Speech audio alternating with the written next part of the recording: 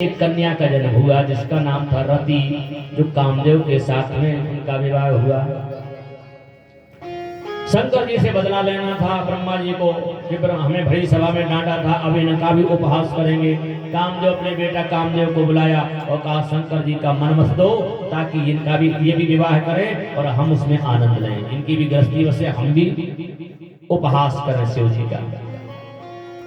सो दक्ष के लिए आदेश दिया। दक्ष ने तपस्या करी, काली माता को प्रसन्न किया और काली माता प्रसन्न हो गई। जगदम्बा काली प्रसन्न हुई। उन्होंने कहा क्या चाहते हो? बोले हम चाहते हैं आप हमारे यहाँ पुत्री बनकर के आए।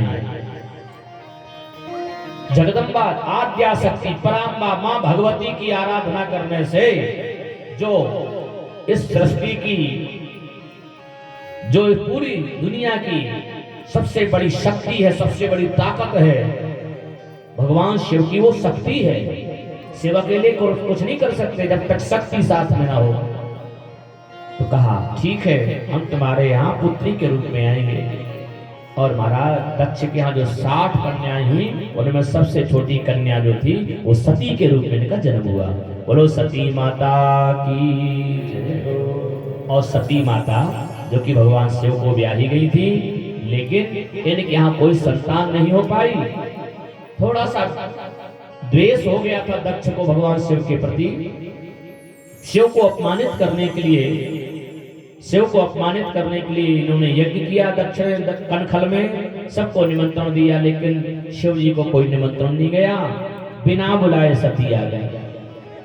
देखिए कन्या तब तक अपनी है जब तक विवाह नहीं किया, जब तक उसके पीले हाथ नहीं करेगा।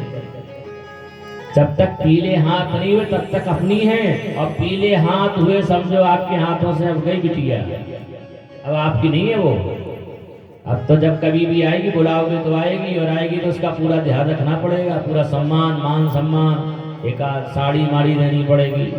साड़ी लेकर धल्लो बिटिया हम लाओ है, होता कि नहीं? उसका जो भी वही साड़ी नहीं है तो कभी फीस ही मिल जाएगा, लेकिन देना पड़ता है। जब कभी भी बिटिया आती है तो खाली हाथ नहीं जाती है, जिंदगी भर देना पड़ता है। बहन बेटियों को बुआ इनको देना ही पड़ता है, इनका बनता है। इनको आशा होती है अपने भाई से, अपने पिता से, कि हम जाएंगे तो हमें कुछ वहां सम्मान के रूप में मिलेगा। तो यहाँ सती बिना बुलाया गई, शंकर जी के बार बार मना करने के बाद भी आ गई, इसलिए इनका अपमान हुआ। परंतु अपमान सा शंकर जी का अपमान जहाँ देखा, सती ने उसी समय दक्ष को ललकारते हुए कहा पिताजी आपने ये काम अच्छा नहीं किया, शिव का तुमने अपमान किया। उसी समय सती ने श्राप दिया दक्ष को कि तुम्हारा ये मुख नष्ट हो जावे, जिस प्रकार से तुमने शिव की निंदा की है तुम बचोगे नहीं पिताजी।